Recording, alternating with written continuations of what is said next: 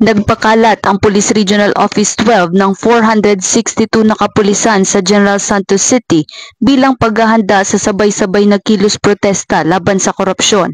Ang hakbang na ito ay naglalayong masiguro ang seguridad ng mga nagpoprotesta at mapanatili ang kaayusan sa lungsod. As of this time, sir, among monitoring sa among area responsibility, negative pa itong mga rally, sir, no?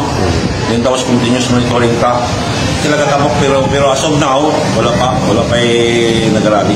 Okay. Kabilang sa mga lugar na may matataas na antas na seguridad ay ang Plaza General, kung saan partikular nagaganapin ang protesta, kabilang ang mga pangunahing lansangan at iba pang lugar kung saan inaasahang magtitipon ang mga nagpoprotesta. Nananawagan ng mga kapulisan ng Police Regional Office 12 sa mga nagpoprotesta na maging mapayapa at responsable sa kanilang mga pagkilos.